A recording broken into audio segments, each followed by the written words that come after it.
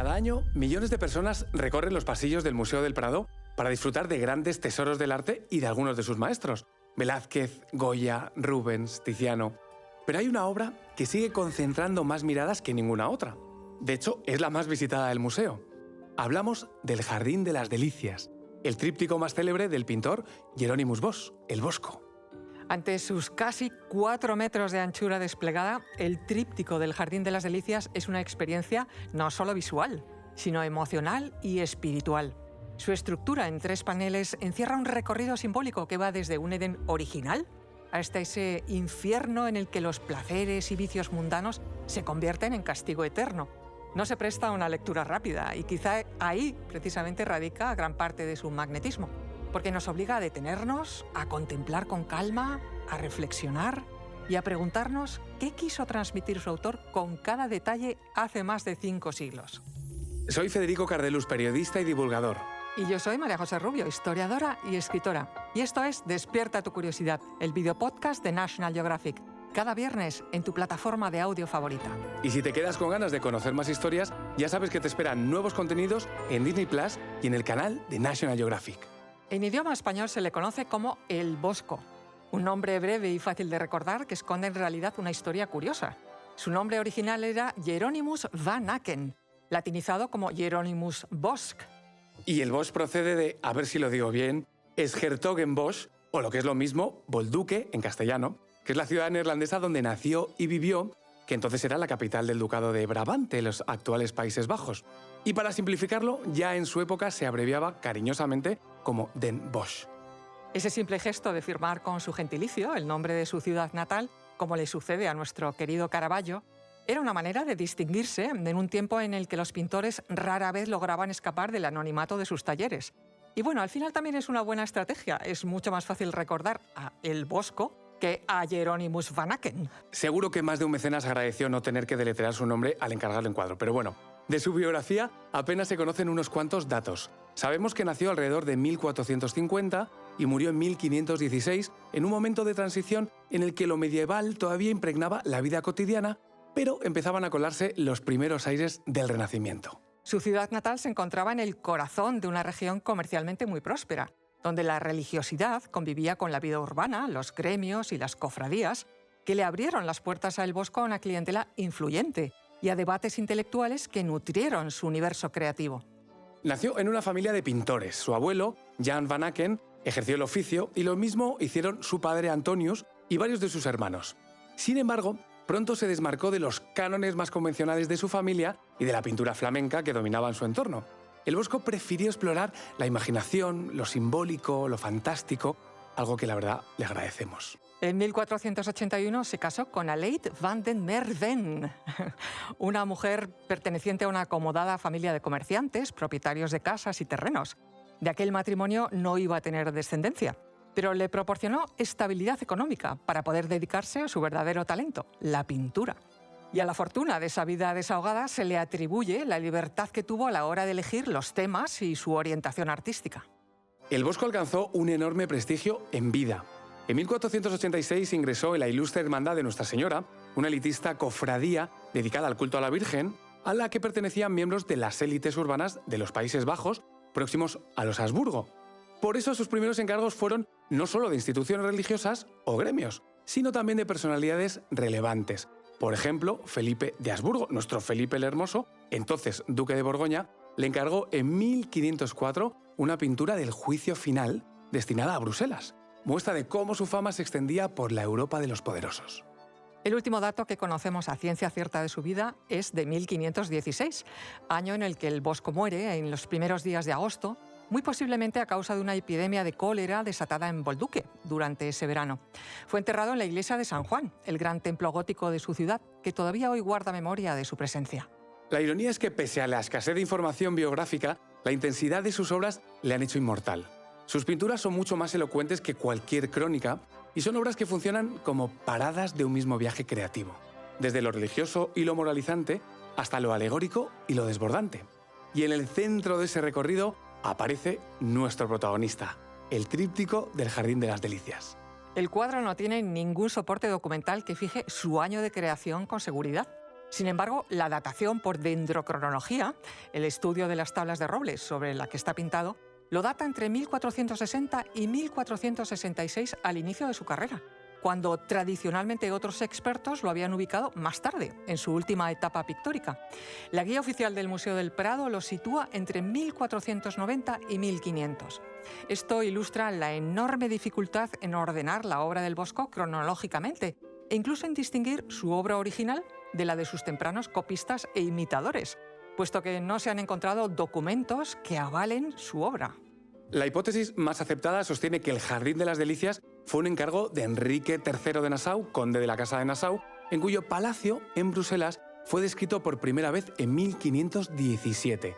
La obra fue finalmente heredada por Guillermo de Orange, líder de la rebelión holandesa contra los Habsburgo, a quien a su vez el gran duque de Alba se lo confiscó durante la Guerra de Flandes, que entonces se enfrentaba a los Países Bajos contra la corona española de Felipe II. Así es, y fue este rey, Felipe II, fascinado por la pintura del Bosco, quien compró el Jardín de las Delicias en una almoneda de los bienes de un hijo natural del gran duque de Alba.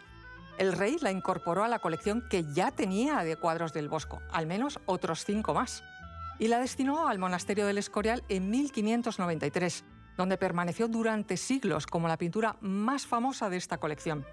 En 1939, al final de la Guerra Civil Española, fue trasladada al Museo del Prado para su restauración, ya que desde finales del siglo XVIII estaba ya en muy mal estado, y desde entonces forma parte de la colección permanente de este museo. Y María José, cuando uno se planta frente a ese Jardín de las Delicias, lo primero que impresiona es su escala. El tríptico mide casi 4 metros de ancho y más de 2 de alto. Y aunque hoy resulta extraño, esas medidas eran muy comunes en el norte de Europa en los siglos XV y XVI, sobre todo en retablos de iglesias. El tríptico es una narración visual en 3 actos: creación, tentación y condena, y a la vez como un espejo de la condición humana atrapada entre la perfección inicial y el castigo final, si entre medias se ha dejado caer en el pecado. El exterior del tríptico, al cerrar las alas laterales, muestra el mundo representado en tonos grisáceos, dentro de una esfera transparente como si flotara en el vacío, y en la que solo hay vegetales y minerales, ningún animal, ninguna persona. Una imagen que representa el tercer día de la creación del mundo por Dios, según el relato bíblico. Bueno, lo hemos cerrado y ahora lo volvemos a abrir para analizar cada panel. En el primero, el Bosco nos lleva al jardín del Edén, al paraíso, y vemos una fuente fantástica y en la parte inferior, Dios, con aspecto de Cristo joven, presenta a Eva ante Adán. Aquí reconocemos el momento de la creación de la primera mujer. El resto del paisaje está poblado por animales de todo tipo: jirafas, elefantes, unicornios, aves exóticas, criaturas híbridas, que el Bosco evidentemente jamás vio en persona y que debió copiar de otros grabados, claro. Como también ese extraño árbol de la vida que figura en primer término en forma de exótico drago canario, o el árbol del conocimiento del bien y del mal en el centro, en forma de exótica palmera, en el que se enrolla la serpiente tentadora. El segundo panel es el más famoso y también el más extraño. Representa el Jardín de las Delicias propiamente dicho. La parte central de la vida humana en un falso paraíso en el que el libre albedrío, la libertad, ha sucumbido al pecado, en especial a la lujuria. Por ello consiste en un paisaje aparentemente luminoso, pero que resulta extrañamente opresivo. En él, cientos de figuras humanas, hombres y mujeres desnudos, se entregan a diferentes placeres sensuales y relaciones sexuales en un tono lúdico y carnavalesco. Pero bajo ello se esconde un trasfondo inquietante de caos, angustia, exceso, falta de orden e inminencia de un castigo divino. Y ya en el tercer panel, el panel del infierno, notamos un contraste brutal con la luminosidad del central. Aquí domina la oscuridad, rota solo por los fuegos del fondo y los reflejos de los metales. Es el llamado infierno musical porque los tormentos se vinculan a instrumentos musicales convertidos en armas de tortura. Un laúd gigante aprisiona cuerpos, un arpa sirve de tormento, tambores, gaitas y flautas que se transforman en castigos sonoros. Y hay un detalle concreto muy pequeño que ha fascinado a musicólogos modernos durante años. En una de las nalgas de un condenado se distingue una partitura musical. Hoy se conoce como la partitura del infierno, que ha sido transcrita y recreada en grabaciones contemporáneas. Y salta a la vista la densidad simbólica que encierra el cuadro, es casi inagotable. Por ejemplo, en la cultura medieval las frutas, en especial las fresas y las cerezas, tenían una doble lectura. Por un lado representan lo dulce, lo deseable, pero al mismo tiempo eran símbolo de lo efímero. Y el Bosco convierte esas frutas en metáfora de los placeres terrenales, atractivos, inmediatos, pero condenados a desaparecer. Uno de los aspectos más inquietantes de la obra es la cantidad de criaturas mitad humanas, mitad animales, recurso que describe advertencias morales y cuyo sentido se vincula con la idea de lo antinatural, donde las fronteras entre especies se disuelven. El Bosco quiso reflejar la confusión moral del ser humano. Y otro detalle importante está en el panel derecho, con la figura conocida como el hombre árbol. Algunos lo ven como el autorretrato del propio Bosco insertado en medio del caos infernal, casi como un testigo. Otros lo interpretan como una alegoría del cuerpo humano vacío, corrompido por el pecado y convertido en un mero recipiente. En el Jardín de las Delicias no todo es un símbolo místico.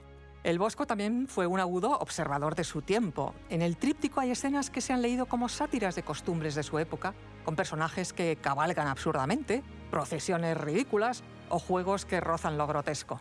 Quizás sea por ese popurrí de imaginativa iconografía por el que nunca ha habido consenso sobre su significado. Desde el siglo XVI hasta hoy, en cada época se ha leído con un filtro cultural y moral distinto. Al principio, como mensaje religioso y moralizante, se interpretó como un recordatorio visual del pecado. En el siglo XIX, en cambio, algunos estudiosos vieron en las criaturas híbridas y fantásticas un código de símbolos alquímicos, como metáforas de transformación espiritual, también con alguna carga religiosa. Más tarde, en el siglo XX, el psicoanálisis y el surrealismo lo adoptaron como un antecedente moderno. Se interpretó como expresión del inconsciente, mientras artistas como Dalí lo celebraron como un modelo de imaginación delirante. De lo que no cabe duda es que el Jardín de las Delicias debió ser recibido en su tiempo como una rareza fascinante. Se sabe que en 1517, apenas un año después de la muerte del pintor, el cardenal napolitano Luis de Aragón visitó Bruselas y vio el cuadro en el Palacio de los Nassau. Fue entonces cuando Antonio de Beatis, un cronista en su séquito, lo describió como gran cuadro lleno de cosas tan extrañas que no podrían explicarse a quien no las viera. El siglo XX fue el de la consagración definitiva. Exposiciones, monografías y congresos situaron al Bosco en el panteón de los grandes maestros de la historia del arte. Hoy la obra es una de las joyas absolutas del Museo del Prado. Forma parte de la galería dedicada a El Bosco, uno de los espacios más visitados de la Pinacoteca.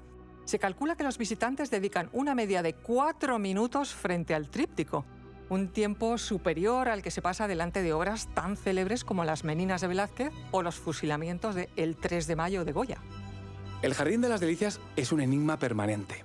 Pasó de ser una rareza flamenca a convertirse en una obra central del arte universal.